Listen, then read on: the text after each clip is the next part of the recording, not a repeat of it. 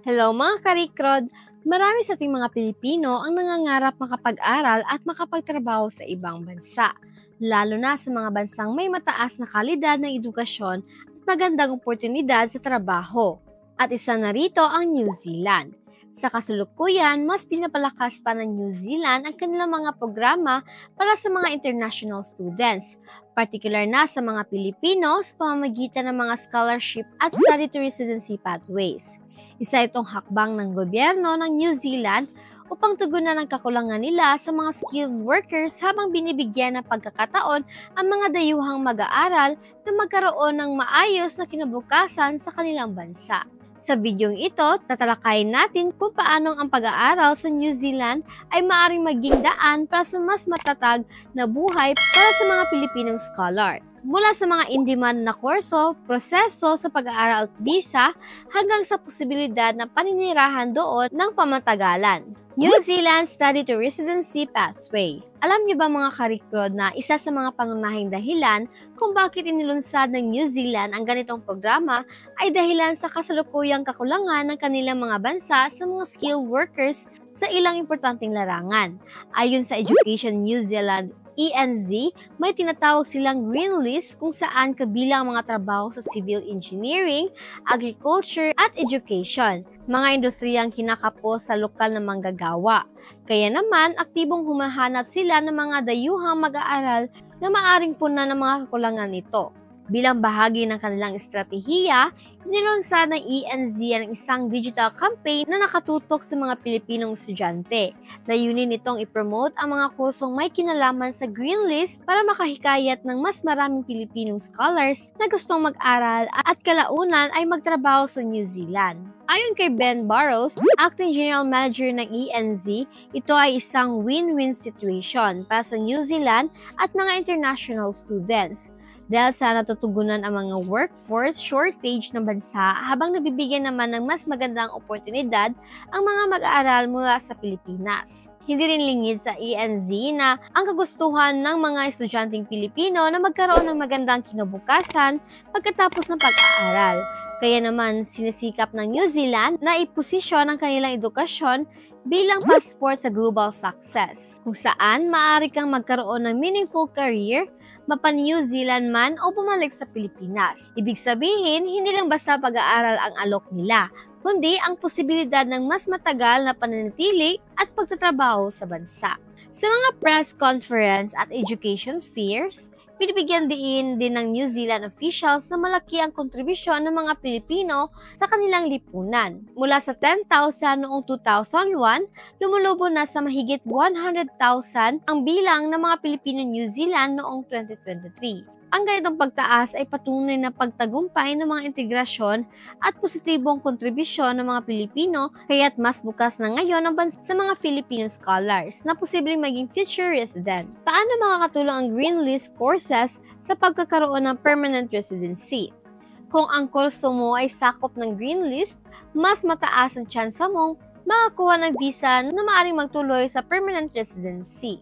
Ang Green List ay listahan ng mga trabaho na may mataas na demand sa New Zealand, gaya ng civil engineering, agriculture at teaching. Kung mag-aaral ka sa mga larangang ito, mas tinatarget ka ng gobyerno bilang potential skilled migrant na makakatulong sa ekonomiya at lipunan ng bansa. Ayon kay Boros, hindi ito direktang garantiya ng residency, ngunit ito ay malinaw na pathway kapag natapos mo na ang kurso sa isang Green List fields. May posibilidad kang makakuha ng post-study work visa. Depende ito sa antas na pinag-aralan mo at gaano katagal ang iyong pag-aaral. Halimbawa, kung bachelor's degree ang kinuha mo, pwede kang manatili sa New Zealand ng hanggang 3 taon para magtrabaho. Kapag nasa green list ang posisyon mo at nakahanap ka ng trabaho sa fields na iyon, mas malaki ang pagkakataong makakuha ka ng visa na maaaring mauwi sa permanent residency. Sa madaling salita, mas strategic ang pag-aaral kung kukunin mong kurso ay tumutugma sa pangangailangan ng bansa.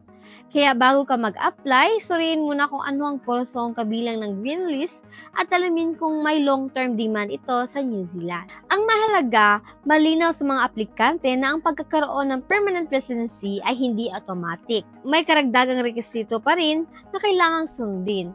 Ngunit para sa mga Filipino scholars na may malinaw na plano at determinasyon, mas pinadali na ngayon ang landas. Kailangan ng talagang matutunan ang tamang proseso at mag-aral ng tamang larangan.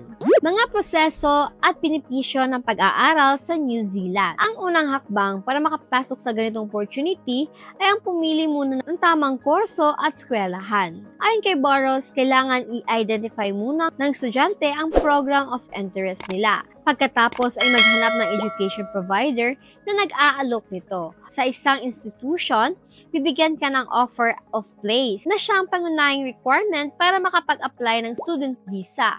Hindi rin komplikado ang student visa process ng New Zealand. Basta't kumpleto ang iyong mga dokumento at kwalifikasyon. Sa kasalukuyan, may mataas na approval rate ang mga Filipino applicant. Umaabot ito sa 79% noong 2024. Isa itong patunay na may tiwala ang New Zealand sa mga Pilipinong estudyante. At may lugar talaga tayo sa kanilang education sector. Isa sa mga magagandang benepisyo ng pag-aaral sa New Zealand ay ang post-study work rights. Sa ilalim ng bagong polisiya, ang mga bachelor's degree holder ay maaaring manatili sa bansa hanggang sa 3 taon para magtrabaho. Dito na pumapasok ang pagkakataon para makahanap ng employer sa fields na iyong pinag-aralan, lalo na kung ito ay bahagi ng green list. Bukod sa world-class education, may suporta rin ang mga estudyanteng Pilipino mula sa mga education agents na maaaring tumulong sa aplikasyon. May mga gaganaping education roadshow sa Maynila. Ayon sa datos ng Education New Zealand, halos 90% ng mga Filipino students na nagtapos sa bansa ay nanatili roon para magtrabaho.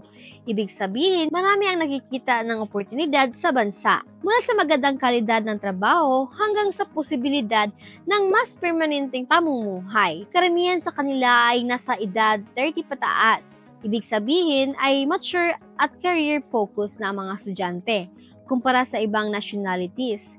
Hindi rin maliit ang community ng mga Pilipino sa New Zealand. Sa nakaraang 2 dekada, lumalaki ito ng higit sa 10 ulit.